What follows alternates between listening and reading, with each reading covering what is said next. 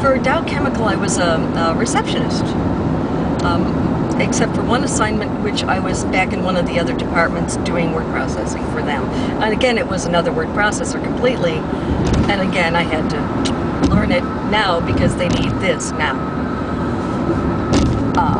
It was interesting as a temp because I got really pretty steady work. And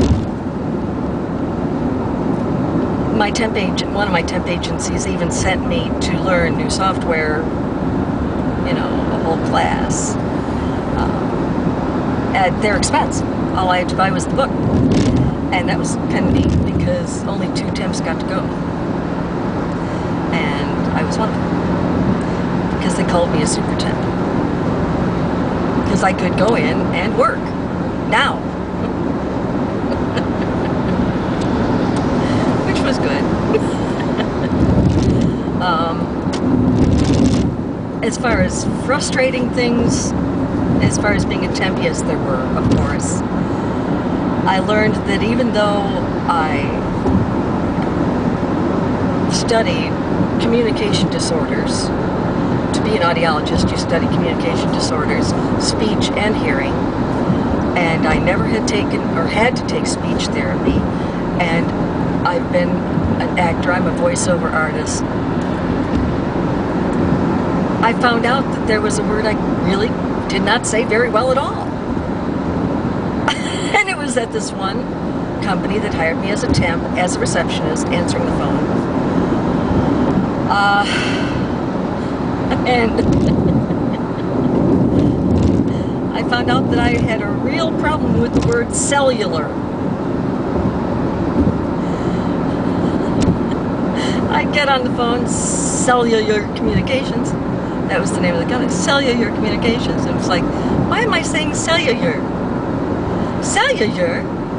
Cellular. Cellular. Man, I had to put myself through my own little version of speech therapy just to get through the job. I'm going, one word? There's one word I actually cannot say? That was a kick in the head. There have been lots of kicks in the head. You learn how to work with a lot of different people this way. You learn to work fast and accurate. You learn how one company will have a cafeteria with meals, and they'll also have a company store where you can actually buy the products of the company on a certain day, you know, at much lower prices, which was kind of cool. You learn that other companies have a subsidized system of cafeterias. And it was brilliant. It was freaking brilliant because they had full breakfast, full lunch, and full dinner. You could go there at 6 in the morning, leave at 8, and have 3 squares at cheaper than normal eating out, because it was subsidized by the company. But that meant that you ate on site and you weren't gone for a long time and you kept working. The other brilliant thing they did about breaks was so funny. I've never been in another company that did this, and I won't tell you which one it was now, but they had basically a snack robot.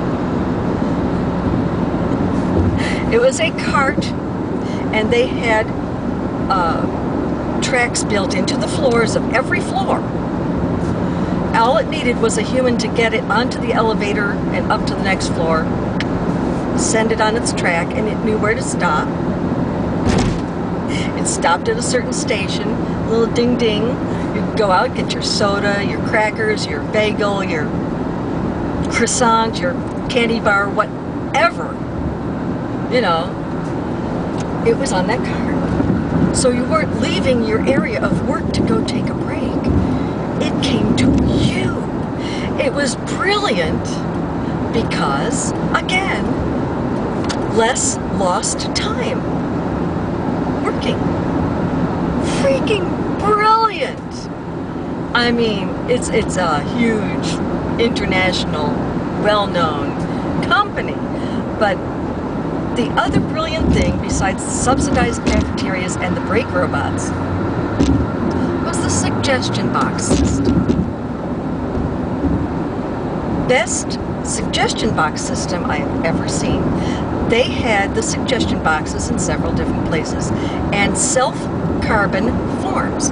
So you could fill out your suggestion, you could put your name on it or not, it was up to you. But if they used your suggestion, you had a record of what you wrote, so did they. And if they actually used your idea, they could, I don't know, reward you. Brilliant people were behind this.